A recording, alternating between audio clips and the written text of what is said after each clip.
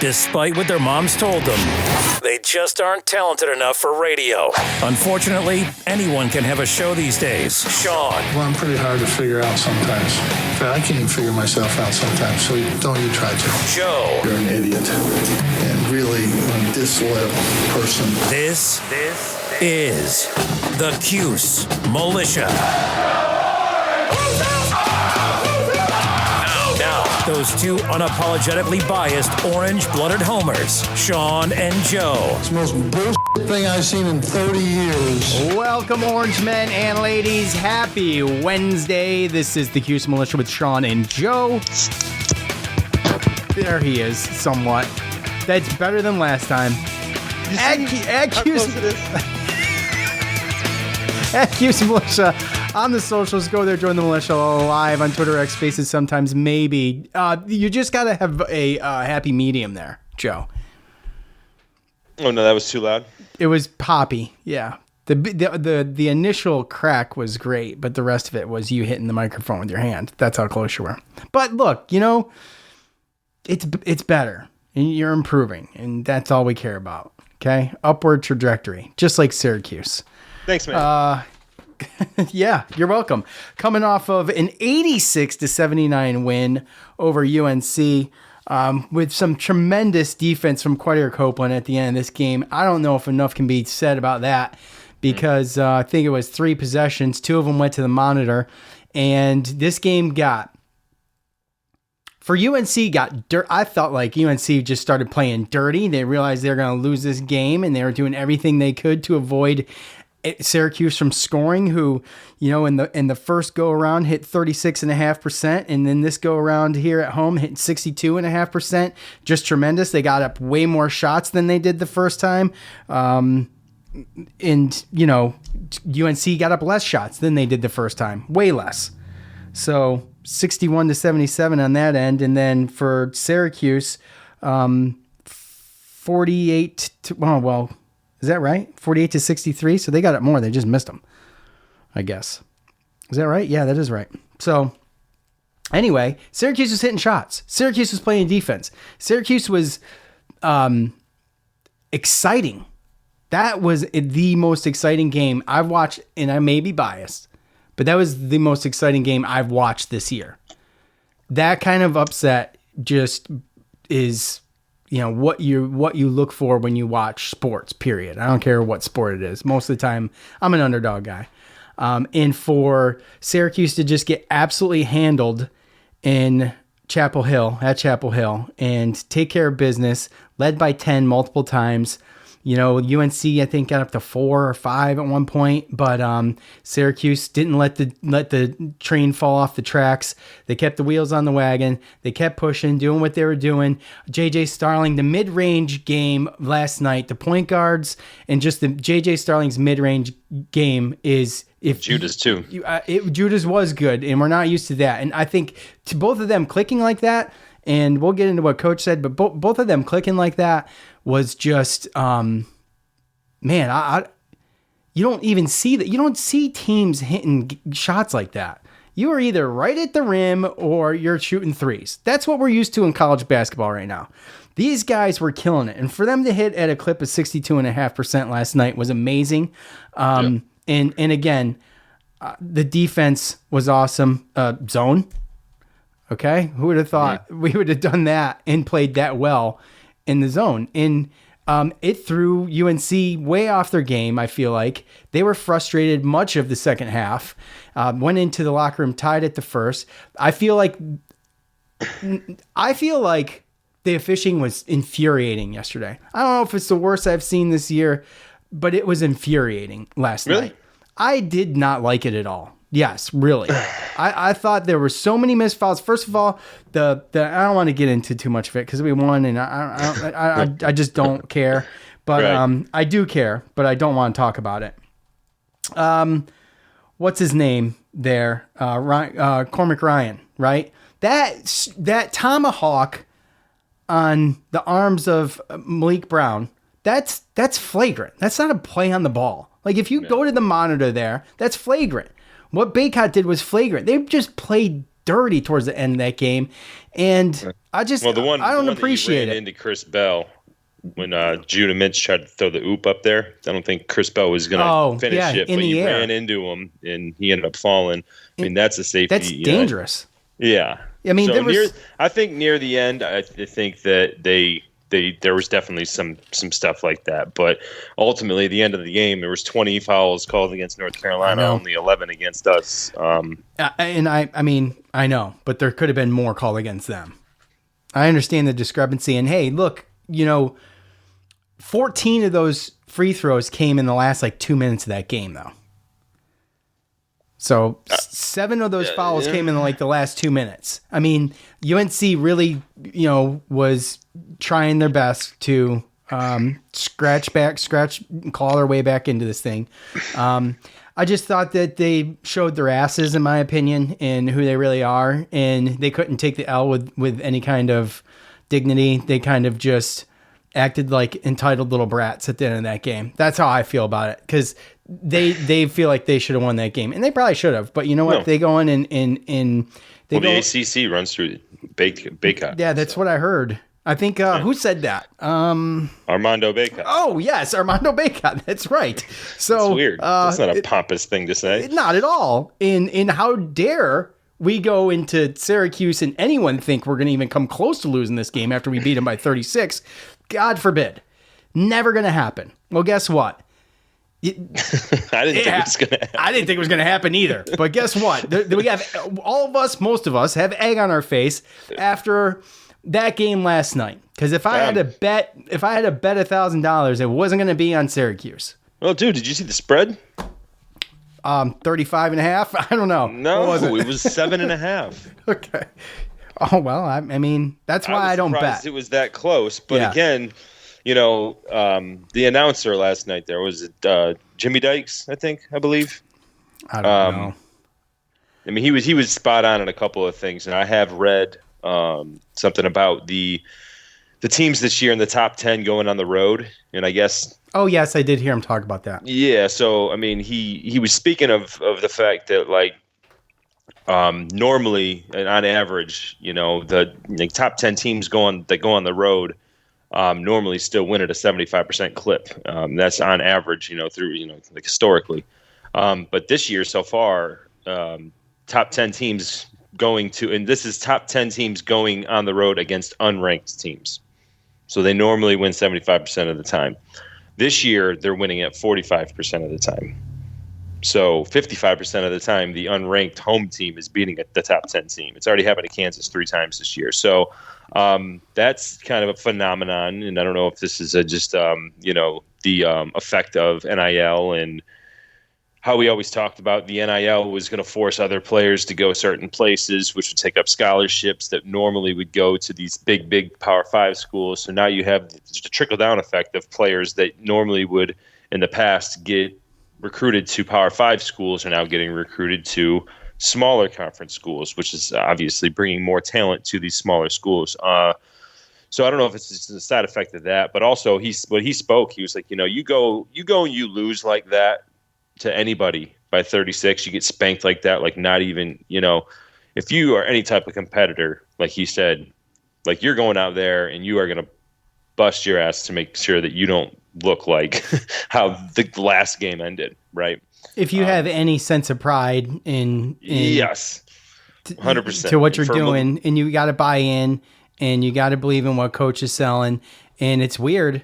It's a little weird. I mean, look, you look at the Clemson game; it was a loss, but they didn't play bad. It wasn't they didn't play awful. They hung right there.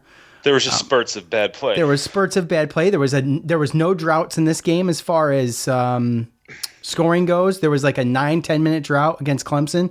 So like I said, they scored and they continued to score. And what was it? 42-42 at the half. I'm still thinking to myself, that was a nail biter all the way through for me, because at any time UNC can make a run and it. And I was just like, at some point, RJ Davis is just going to go off. And he didn't. He still had 19. He did, but he had 3 at the half. Yeah. Oh yeah. So, he puts 2 good halves together, they might have this game, Yeah. A little disappointed in the I guess I mean, down the stretch, a couple missed free throws made me extremely nervous. I'll just put it that way. Yep. Oh yeah. 100%. But Quadir Copeland, like you said, I mean, those are the type of plays. Quadir Copeland, he had 3 steals, but the 2 biggest plays that he had weren't steals. They were essentially just making a play and making sure that the ball went off of them and not him. Yeah, right? We got possession. Like, that's not going to show up in a scoreboard. No, the one that went off the shin of Baycott was pushed into his leg. Now, the other one, he got lucky where it hit the pinky, I feel like. But, the one he stole from Cormac Ryan was... That was easy. Yeah, that was too easy. Yeah, Cormac Ryan had a couple bad turnovers in that second half yesterday. He was frustrated. Yeah, Judah had a couple steals, and then obviously, like I said, Copeland near the end.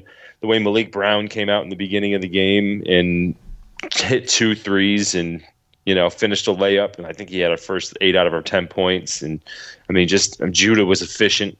I mean, 8 of 11 from the floor, 9 of 11 from the free throw line, 4 assists, 3 steals, 5 rebounds. That was the other thing. Just the crashing of the boards. Yeah, I mean, what was it last game? It was 53 to 30.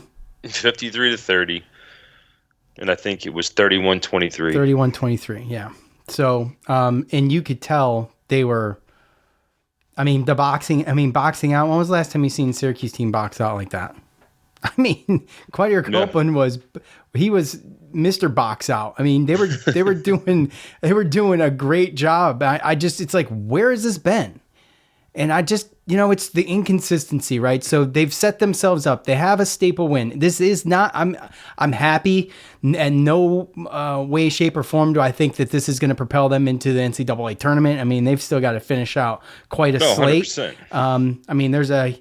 There's quite the slate left. I mean, it's not terrible, but you got some road games, 4 road games, and you got a couple more at home, but you still got Virginia Tech and NC State again at home, and then Clemson at home. So, and Georgia Tech at home, if you want to throw that one in there. But, just to see the fight in Clemson and then come out and just fight twice as hard and actually win this game, maybe something clicks where they're like, well, you know what? It's 40 minutes, and there's 6 of us basically. Okay, we kind of see the rotation, right? Yeah. It's a 6-man show, and pretty much. And you're gonna have to. Did Hema got in there for a little while? Yeah, he did, but I mean, I think it was 1 minute. Kyle Cuff did not. Cuff did not, but Mintz and Starling played all 40. That's what I was looking for. Yeah. So Chris Bell 36. Mintz and Starling might have to play 40. They might just have to play the 40. I mean, I don't know, but there's a 6-man rotation right now, and you've got 6 games left? 6 games left. So it's 40-minute games. And you're just going to have to go out there and push yourself. If they can do it against UNC, they can do it against any of these other teams on the slate. And if they can beat UNC and play like that against UNC, they have a chance to beat any of these other ones coming up. And I think, honestly, still to me, the toughest one's going to be at Clemson. But especially on the road, like you just pointed out. And, we'll see what happens. But I'm happy. By no way do I think this is... for me, I think it's unrealistic to think that tournament talk is off the table for me. But they do have a chance. I mean, there's the hole is opened up a little bit. Yeah, I was looking at some of the net rankings, and by the way, we only jumped up 6 points in the net. Or 6. But I don't think that was. I don't know if that was before or after. Because what I'm seeing now, it says through games February 13th. Yeah, so maybe they did, but that going up 6. See, and that's the thing. That's the thing with the net. We're not going to go down that rant again. But how do you catch up? You can't. How do you catch up in the net when you're only jumping 6 points when you're beating the best team in your conference, the top 10 team? Like you can't because you only dropped you dropped 4 or 5 when you lost against Clemson at home. Right. There's it's barely a wash. Yeah. Well, look, I mean, they're 3 games away from Benny Williams getting dismissed from the team, and people talking about Adrian Autry losing his team, losing the locker room. I think that it's apparent that that's not true. He has not lost the locker room. And, you got some good complementary players around you. You got Chris Bell, who I think he's up over 40% over the 3-point line. Like, that's really good, especially for how many he chucks. You know what I mean? It's not like he's shooting 40% and he's only taking 53s, right? Like, Quadir Copeland and Malik Brown continue to do things that, you're just not going to see in the box score. They're just really good complementary players. And to be perfectly honest with you, yesterday with Judah Mintz and JJ Starling, like, that is kind of the backcourt and the basketball that I was expecting from them all season. Coming into this season, they were both in, preseason mock drafts for the NBA draft coming in this year. They're both being looked at as possible, NBA talent players. And, I feel like they're finally clicking. And it was great to see them against a North Carolina team like that, who's got a great backcourt in their own, and them, be able to win that matchup. Definitely I feel like something clicked. And if you don't take that confidence and you don't take that momentum off of that, because, again, we lose that game, then you probably got to win the ACC tournament or go to the championship game to even, sniff the NCAA tournament. But now you're talking about your next 5 games, really. You take away the game, or last 6 games, you take away the game at NC State and the game at Clemson, and you're playing 4 of the bottom 5 teams in the ACC. So we have a legit chance of, possibly going 5-0 before our last game at Clemson. I mean, if that were to happen, now you're talking about 21-9, and 12-7 in the ACC, and now you're talking about a different story.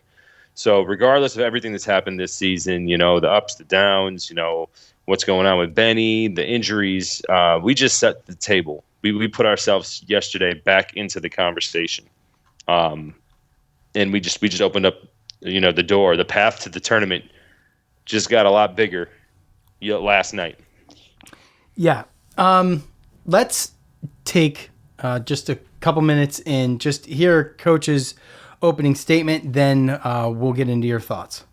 Thought this game today was the best game, obviously, that we've played all year.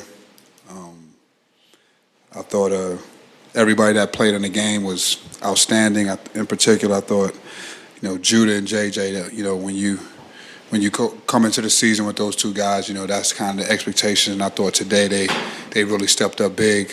But I thought everybody was really good. I thought Chris Bell, did a really good job. Malik, everyone that stepped on the court. Quadir Copeland was huge defensively. I thought everybody played a hand in this victory, and I was just so proud of this team because we've been battling all year. We've played in a lot of these games this year with this team, and I thought today was the first time that we stayed composed. We stuck to the game plan. We ran our stuff.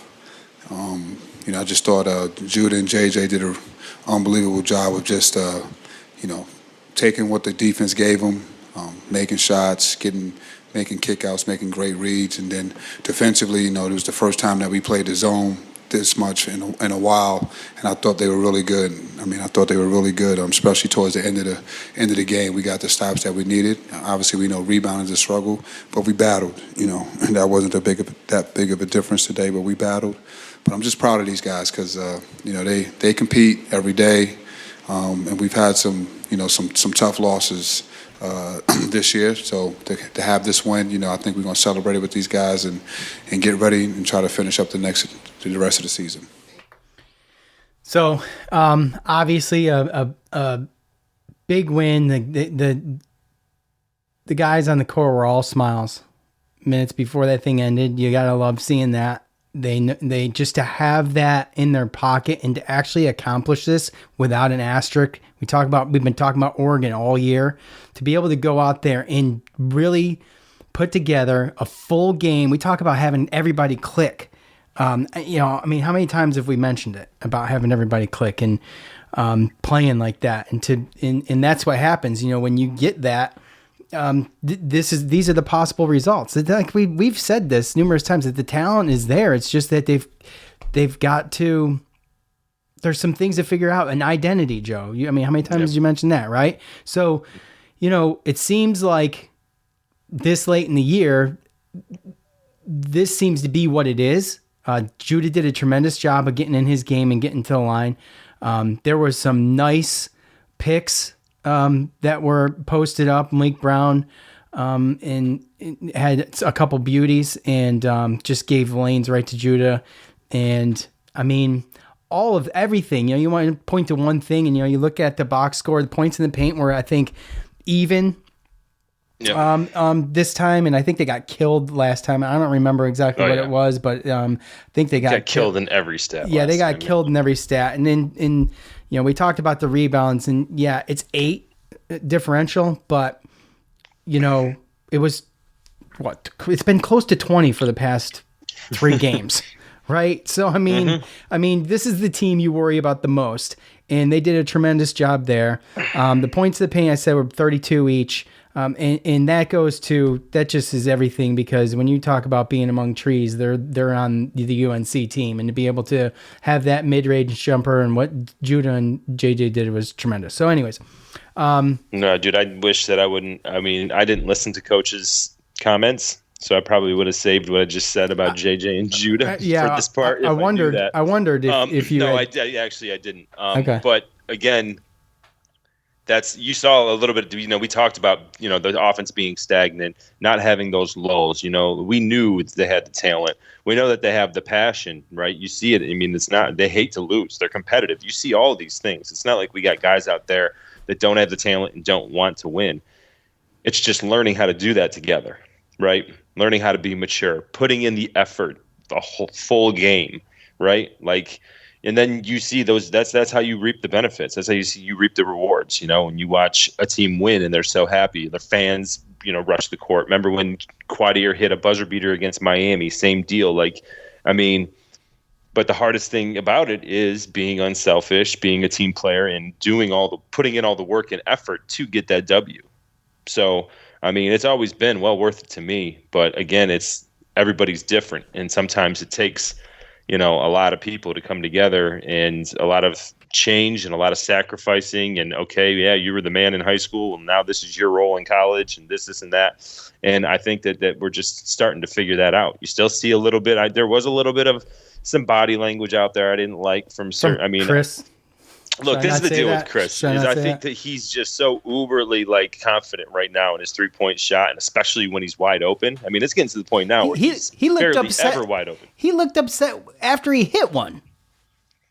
He looked like he had a problem. Probably because he's like, I should already have hit 3 more, right? And when he's open, he wants that shot. He's like, dude, I'm open. You got to give it to that me, corner. Right? That corner shot in front of the bench, dude. I'll tell you, But when there's a couple opportunities near the end where a teammate didn't see him or something, and there was a little bit of bad, but he would fix it, right? And it's just, I don't know, man. It looked great. Do you know? I'm sorry, just speaking of body language. Who? This is easy, but just watching last night, the JJ and Judah were one. They talked a lot. They were, you know what I'm saying? They were in each other's ear. They were, just floor generals last night. And it's how it's got to be. Yeah, the both of them. When was the last time we had 2? Yes. When was the last time we had 2?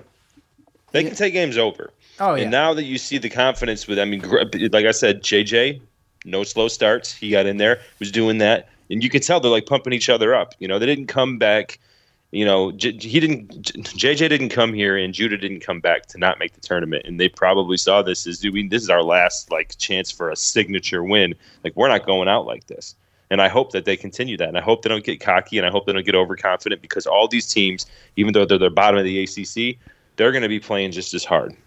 So they got to keep that up. At Saltine Warrior 4, ticket prices plummeted last few days. Bet those season ticket holders who didn't go tonight or gave away their tickets are feeling really dumb right about now. Classic Syracuse win to pull us back in. Gotta love the meme, right? Well, and I hope that they do, because you know what? If anything, that should have re-energized the fan base. We only have, I believe, 3 home games left. 2. We only have 2 home games left. So let's show up for these last 2. And Notre Dame's going to be noon on a Saturday, and then that Virginia Tech game on a Tuesday night. That's going to be a big game. Virginia Tech's tough. I don't know what the crowd was last night, but they were awesome again. I felt like they were awesome again. So yeah, because the last 2 games have felt like we played against good teams in the Dome, and it felt like old school Syracuse basketball. Attendance last night, 21,275. What was it? 21,275. So about the same for Clemson. Yep. And that's tickets sold. So that does count season ticket holders. At David Super, a loss here would hurt UNC's chances at a number 1 overall seed. If you are not aware of this, then you are not listening to the broadcast because they mentioned it a million times. So let me remind you, a loss here would hurt North Carolina's chances at a number 1 overall seed. I love the dripping with sarcasm comments, and I can't get enough of those. And David must know that. Let's just call him at the BS something. Great win for a first-year coach. Helps to set the momentum for the future. A solid foundation is there. Really excited to see how many of these young players develop. I was wondering if coach was going to get something to hang his hat on this year, and I'm besides Oregon. Because even I can be honest enough to say that it's not exactly going to matter. You know what I mean? It's not going to matter. Beating UNC and Joe, I have three UNC fans at work, and you live down in UNC country, and there's plenty here. And boy, you just walk into work with your chest puffed out, waiting for them to say something because they know what you're thinking. And I had a buddy of mine who was at the UNC game that you went to in Chapel Hill this year. And he texted me right after the game and said, sorry about that ass whooping. And I left it alone. And you know what? Last night I had my phone in my hand and I'm like, you know what? I'm going to shelf it. I'm not even going to bother because they know. They just lost to a team that's scratching and clawing to make the tournament. And good on coach to get this and get it off his back. And it's good on the players to get this off their back too. Yeah. Oh yeah. No, I was very sarcastic with some of my friends too. Even yesterday before the game, like when I was at work, I walked by and there was 2 guys dressed in their UNC and they were talking back and forth. I don't know what they were talking about, but I just kind of walked by. They both know I'm a Syracuse fan. And I just kind of walked by and I said, hey, guys, can you take it easy tonight? Let's make it like 15 or something instead of that 30. That 30 stuff last time was bullshit, right? And they laughed about it. This and that. But yeah, it's definitely going to be interesting. I had to go to a lay down yard, and I didn't actually go to work today to the actual site, so I haven't been able to reap the benefits of that game last night yet, but I'm definitely going to make up for it tomorrow. So. It is one of those ones where a win or a loss in that situation, that late at night, the game dragged on for almost 2.5 hours live time. If you don't get to fast forward through commercials. I was behind, dude, and I thought it went into overtime. Oh, really? I'm looking at the score, and I'm like, how the hell did they did they come back and go to over? Yeah. Yeah, so it just dragged out at the end. But, that type of game, that close, just your adrenaline is going, and I couldn't freaking fall asleep. I had to. Well, dude, think about it, bro. We've basically been, I'm used to losing to North Carolina since we joined the ACC at this point. Let alone having a close game, right? So on top of that, and then you throw the fact that we've already lost to them by 36 this year, and our track record this year so far against a team that's better than us like that, it just doesn't look good. So yeah, I was pumped up too. My adrenaline was going. It was hard for me to go to sleep because it came out of left field. Yeah, it came out of left field. I just did not see it. They surprised the hell out of me last night. It surprised the hell out of me too. And the whole time, 4 minutes left, and we're up by 7. And I'm thinking to myself, at what point do we blow this? That's what you're thinking the whole time, right? And now, after the game, you're like, that's the team I want to see every game. And you know what? You're not going to see that team probably against Georgia Tech. Probably not. So this is going to raise the expectations. And how do you go from beating North Carolina by 7 to only beating Georgia Tech by 1? Blah, blah, blah, blah. When you decide your own fate, though, there's a little bit of something to that where you get, like I said, you get this monkey off your back and you can do the best you can at least to determine your own fate. I think that alone, between this win and the possibility of that down the road in front of a team like this is, the ceiling's the limit. Or the sky's the limit, rather. The ceiling, that wouldn't be very much. Yeah, the sky would be. And that was a lot of the comments, right? Like, but Brian Graham, Facebook, good win. It's amazing things happen when back is against the wall. He's a top fan, by the way. Oh, top fan. That's right. There we go. And just, John, wow, completely awesome. And so glad they proved me wrong and came out with crazy determination. Top fan, Chuck. Amazing 40 minutes of 100% effort on both ends. Like a lot of those type of comments on Facebook. Like, and you're right. Like, the determination, their back was against the wall the first time. It seemed to me like they actually put in, at least on the defensive end, a full 40 minutes of effort. The defense was in front. They weren't chasing guys down from the side. They weren't, sprinting from the side of guys and having a foul. They did a tremendous job of staying in front of everybody. And with the exception of a few RJ Davis like mic drop threes, they did an excellent job on that too. As good as you can do. It didn't seem like at one point that UNC could miss from 3. So, our buddy Nadal, it's a blur, and I just know I'm happy for us all. So, yeah, I woke up this morning. When you wake up in the morning after something like that, you're like, man, it still feels good. It's so much better than waking up after a loss. At Drew Cuse, build off of this. Don't let it be for nothing. The next game is all that matters now. Exactly. Like Coach said, enjoy it tonight. And we're going to go ahead and get ready for Georgia Tech. And you got to have that one. You got to have Georgia Tech after that. And with basically a 6-man rotation, it's going to get tiring down the stretch, especially when you get to ACC tournament time. And if you've got to make some kind of noise there, that could be extremely difficult for 6 guys. And, Carey out with a concussion protocol. You expect him back somewhat soon, I guess, from that. Possibly Saturday. We'll see. Yeah, Chance Westry had a tweet. Did he? It wasn't.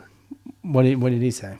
It was kind of. It was just him working, but I don't know if he's talking about working to get back this year or working to get back next year. I don't know if he can. So what's the number? I need to know the number because I thought it was 6. I'll find out. But I'm pretty sure that if it gets to the point where he could play when the ACC tournament starts, if he starts at the ACC tournament, he'll just deal with it. Then no, I think that it doesn't matter. I think. You're saying once? I don't know if those count. So gotcha. We're getting close. Yeah. Once the regular season's over, you're saying. Speaking of that, did you see the part of the? I'm surprised you didn't have it in the montage. The part where Quadir Copeland came in. Yeah. Well, that was hilarious. I couldn't hear what he said though. Oh yeah, he was asking. I rewound it and listened, and I still couldn't hear what he said. Well, if our boy Zuba on Twitter, he has the actual because he has his phone and he tapes it, and he turned it to Quadir. Yeah, and he was essentially he basically was asking him when was this going to be over, talking about the press conference. So they could get up there and answer questions, something like that, right?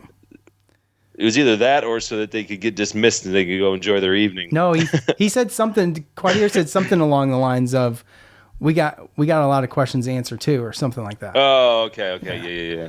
And then he asked him when he walked out. He's like, "How about that Quadir Copeland's defense tonight?" and that's when Autry said, "Oh yeah, you got lucky." Here it is. Hold on a second. We can listen to it right here. Hold on. Hello. What are we doing here? Does this work? Maybe we can't listen to it. Top fan Michael. He says this is Coach Red's standard. Yes, I love that. See what I deal with, right? There we go. trying to enjoy our night, man. We're trying to enjoy our night. See what I deal with, right? They keep asking questions, Q. Yo, we got a lot of questions to answer too, man. We got y'all, but good job out there, coach. Appreciate it. He got reaching. He got lucky today. All right, I appreciate it. Last question. Yeah. So he was talking about so they could start their night. You're right. At No Blanchard 44, this was the best game we've played all season. Obviously, I think that goes without saying. I think Coach said as much. Took mostly good shots, played great defense, made our free throws. Like I could have been more happy with the free throws, to be honest with you. It was enough, and they had enough to make up some of the difference there on the discrepancy with UNC. But 72%, I want better than that. And got a lucky breaks when we needed them. When we move around on offense and attack the basket, we're a different team. Let's win out and make the damn tournament. And then I got one here. I got, of course, my boy Captain Pat. He's got to get on this. Great win. Those refs really did everything they could to help UNC out. All those replays that overturned bad calls helped at the end of the game. F the ACC refs. Thank you, Cap. That's my sentiments exactly. They were infuriating at one point, but the tape don't lie. And I'm glad they went to it within 2 minutes. I guess they probably have to, right? It only makes sense for them to, and I think it might even be a damn rule. So, yeah. So they had no choice, and the tape was clear. But, yeah, a team like UNC shouldn't need that stuff, but it felt a little lopsided at one point. I know the crowd was upset at one point too. So there was some moaning and groaning in the crowd action. But what else you got on Facebook? I see Top Fan Dom. Facebook sucks. Is that what we got?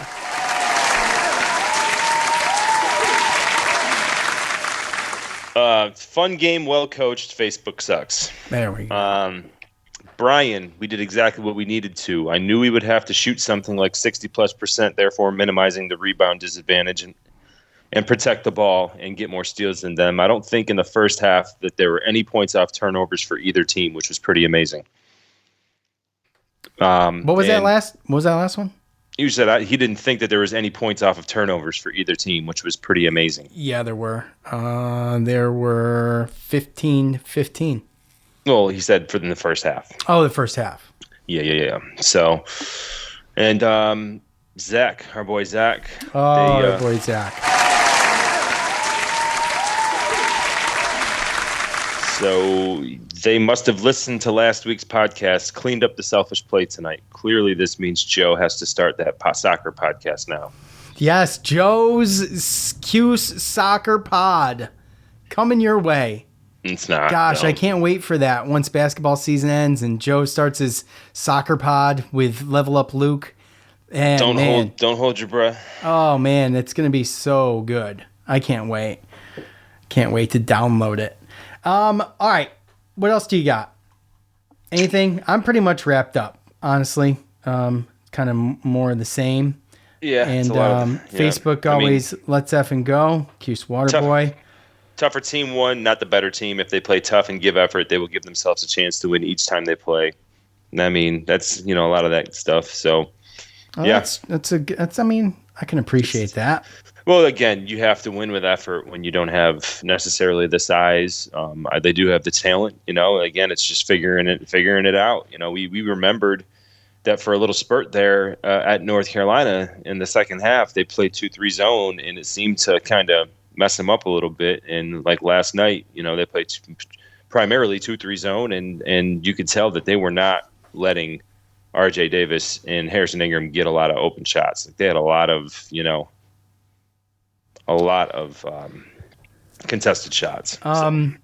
Real quick, last one, because this I believe was probably the biggest part of the game. I think you can't point to any one thing, but in a game like this, because there's so much across the board to point to. But Jay Sassalum, Copeland's defense in the last 2 minutes was huge. That was the longest 2 minutes of basketball I think I've ever sat through. And he was just a pest. My gosh, Malik-esque pest type. You know what I'm saying? Like, Oh yeah. And Malik's a next level pest. I mean, there's very few. And Copeland must have sat down with him and got some training because he was fantastic at the end of the game. Enough can't be said about that. And I think I already said enough can't be said about that. And then I said more. So I guess I was right. You did. I predicted the future. I mean, look, it's becoming to the point where, Quadier's just going to have to play a certain amount of minutes. I think, that, with all the injuries and dismissals from the team and everything and the way just people have been playing, I mean, that last unit that we have there with, Malik Brown and I'm sorry, Joe. Do you want to share with the class? Are we interrupting you? Sorry, no. Someone, Malik Brown or and Quadier Copeland and Chris Bell and Judah and JJ. I mean, that's obviously our best lineup. And yes. I mean, that's going to have to be a majority of it. But again, maybe that's the other reason why we play 2-3 zone, because we knew that we had to be out there for 40. But either way, I mean, the one thing that's consistent this year, I think, with this team is the fact that we are scrappy. Like, we're pests. Yeah. I mean, we turn almost every team over. And we got some length with Quadier. And, I mean, if you're a big man trying to post up, well, you think you can post up Malik because you got 3 inches on him, you better hold on to that damn ball. And you better not give him an opening, because that crap will get poked out in a second. Yeah, he just ripped one away. Remember the one he ripped from Baycott? He got his hand in there before Baycott even caught it. I mean, he's impressive. He is slowly, and I know Quadier, he's the flashy guy and everything, but honestly, Malik, to me, it's more like Quadier's fun, right? But Malik reminds me more of like how I used to handle and just how humble he is. Yeah. He's not too high, he's not too low. I mean, you can go back and you can watch this, and I went back and I rewound it probably 3 times, and this is the reason why, Malik Brown's the favorite player on the team for me, is the way that he does things and there's just no reaction, like no big deal. He's not bringing attention to himself, right? And you go back and you watch the end of last night's game, right near the end when the students and then when they rushed the court. Mm-hmm. Watch Malik Brown and what he did. What did he do? Why don't you just tell us? You're gonna make us all watch it? I mean, I will, but no, it's essentially everyone, all the other players on the court, they were like celebrating. They were going mid-court. The fans were running. And from the beginning, as soon as he knew that he won, he walked off slowly past everybody and got into the handshake line. Oh, wow. I mean, just it's like nothing phases this guy. And it's just like things like that. You know what I mean? Like to the point where he was like still all business. Like, I'm going to go there as a professional. I'm going to get in line. I'm going to shake these coaches' hands. I'm going to shake these players' hands. Go through that like that, I think he was the only player that did that. That's the one thing about the storm in the court thing, which I could take it or leave it, to be honest with you. I don't know why it's controversial, but I could take it or leave it. I don't really have a strong opinion either way, but that's the one thing I feel like players should do every time is at least get in the handshake line. Let the kids on the court or whoever's on the court do their thing, but get in the handshake line. And anyways, okay, look, move on to Georgia Tech. Unfortunately, there will not be a Georgia Tech preview. I don't have time. It's Valentine's Day, and I'm supposed to bring my wife to get fish and chips. That's what I got to do. And I guess I'll get a salad or a burger because I don't eat fish. But before we leave, just real quick, mention the fact that Damian Alford I guess he's entered in the transfer portal after graduation, and he's going to use that year of eligibility somewhere. And there was a weird way this went down, and I don't know the answer or what's right or wrong, or I can sit here and speculate, but I'm not gonna. But either way, it was a little ugly and confusing. So he's no longer with the team. Wish him the best, and also, yeah. But we spoke about it, right, off the camera. Like, it's nothing against Alfred, and honestly, he's graduating, and he, I mean, there was a tweet out there made it seem like, he was, one way or another, he didn't say that he was going to transfer. But I think right now, the way that Fran Brown rolls, and from what I've seen with him and us especially, when we're over scholarships and we need to make some room, I mean, he wants people that are all in, So it's nothing, I don't think, against his personal character or anything, but I just think personally, Fran Brown's like, look, you know what the deal is. You see what's up. I'm not going to hold a scholarship for you for somebody who might just not want to be here, right? So I think, honestly, there's a little bit of probably miscommunication, but at the end of the day, we know that Fran and company, they don't play games anymore. He don't got time for maybes. It maybe sounded like something was leaked before there could be a real conversation had, and that's too bad. Yeah. That's too bad. That's just how I see it. That's just how I see it, because I don't think that's Fran Brown's character.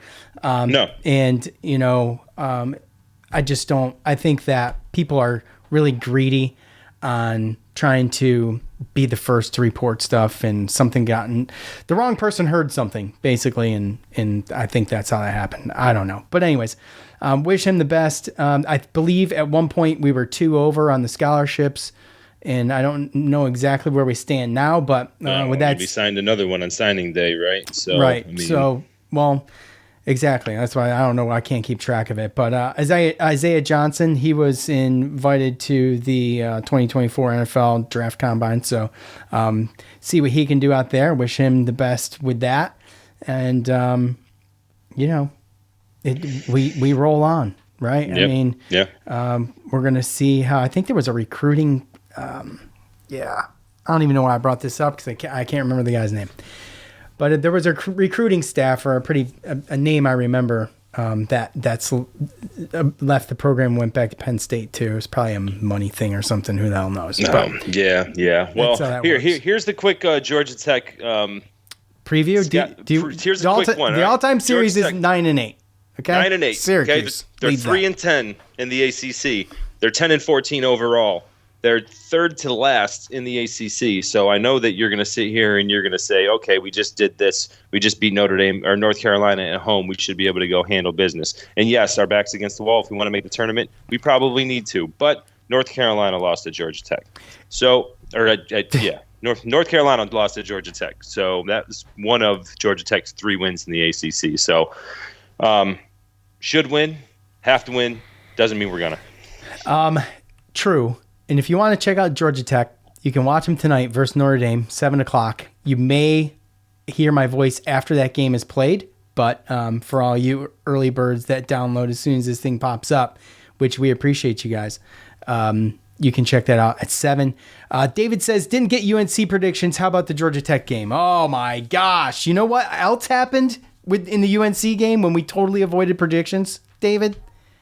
I hate to say it, man, but I'm a sports superstitionist, and I wonder if we should forego predictions. Joe, what do you think? Yeah, I'm down. I know you hate them, though, so we're going to do them anyway. Okay, here we go. Joe. Fish or hot dog with ketchup? Ooh, fish or hot dog with ketchup, man. Golly. Man. Come on, don't sit here and act like this is hard. Guys, everyone that's listening, this is funny because Sean and his family are the one that actually eats ketchup with hot dogs. Whoa. My son, and I've said how disappointed I am in my son on this show. So who do you learn it from? He didn't learn it from me, bro. He puts ketchup on Gianelli sausage. Okay? That didn't come from me, bro. That didn't come from me. And I've told him, don't do that. You can't do that. And he doesn't listen. So, yeah, he ketchups his hot dog. I mean, I think ketchup on Gianelli sausage is a different story, but definitely hot dog. It is. Nah. But he does ketchup and mustard on the sausage. He probably does ketchup on fish. He doesn't eat fish. He's like me. He doesn't eat fish. Not even like salmon? Salmon? No. Come on, bro. I don't eat any fish. I don't eat nothing that comes out of the water. I would obviously have to go with ketchup on the hot dog on that, honestly. I would. Really? I don't like fish, bro. I don't like it. I'll catch it, cook it, clean it, or catch it, clean it, cook it in that order. And I'll have a smile on my face the entire time I'm doing it, but I just can't. I just can't. I've caught fresh tuna, tried it, like same day, Really? Yeah. So you don't do flounder. sushi either? Sushi? No, God, no. Lord, no way. I'll gag, bro. I'll gag. Like, I won't be able to swallow it. I just something about it. But it's not just fish, though, right? It's like shrimp and like... It's shrimp. It's crab. I can do crab cakes once in a while if I just drown them in hot sauce. Because you can't even do shrimp? No, but if you've ever picked crabs, like if you pick crabs and you make crab cakes, like if you don't eat some of that, then you just wasted so much time in the sore neck and all of the things that go into picking crabs. Sucks. So I at least have one with hot sauce. Like it's mostly, do you want some crab cake with your hot sauce type deal. So it's like that, huh? Yeah, anyway. Okay. Let's see. What time is this? 5:30 Saturday, Georgia Tech at Georgia Tech. Hey, David said 2 minutes ago, the Orange are 2-3. They have a 2-3 record in games that we don't pick. Oh, really? Where dude, what this dude is? See, he's on the spectrum, bro. He's like a mathematician. He's like that guy. He's like Rain Man. Very good. Because when we need a stat and we're talking, he's in the spaces. That dude just spits it out. Like, on point. Mind like an elephant. Or memory like an elephant. Or one or the other. Or both. I don't know. All right, here we go. I don't remember. On the CW, let's try to even this thing up, okay? Let's try to go 3-3. What's our record on the CW, David? At 5:30. I know the answer to this one. 0-0? Yeah, I think so. I don't think we've played. That's because of the time we've played on the CW. Yeah, the time. Okay, look, let's get serious. I got to go. Okay, I'm gonna say, look, man, it's hard to believe, really, that we scored 86 against UNC, and we've been scoring and we've been in a mid 70s team to low 70s team for weeks. I feel like. Right. On the road, I'm going to go, man. I'm going to go 73-69 Syracuse. Damn. 73-69. All right. 1-0 on the CW. He could be lying to me, and it's fine. I'd believe him anyway. I'm gonna go closer. I think that we'll end up. I think we go off this momentum, and I'm gonna say that we win it 80-70. Okay, 10 points. All right, fair enough. That's respectable. I just feel like they're gonna give us near heart attacks again. Thankfully, they probably will. Thankfully, I won't have to work the next day. So, but look, really appreciate everybody for tuning in. Hey, if you would please go to Apple and rate us and say something mean about Joe. And we're looking for 5 stars. It's either 5s or 1s. It seems like what we get there. We're aiming for the 5s. And if you could go there, Apple iTunes, if you like the show. We don't want you to lie about anything, but if you can embellish how awesome we are, we'd appreciate it. But mostly take digs at Joe, because those are the best sorts of feedback that I think we all enjoy, and even Joe. And why not? Hey man, I can take it. I can take it. You can take it? Okay. Yeah. All right. Well, good. I mean, you can take digs at me too. That's fine. I'm fine. Well, you can. You guys, you can, but I take it better. Just. Me,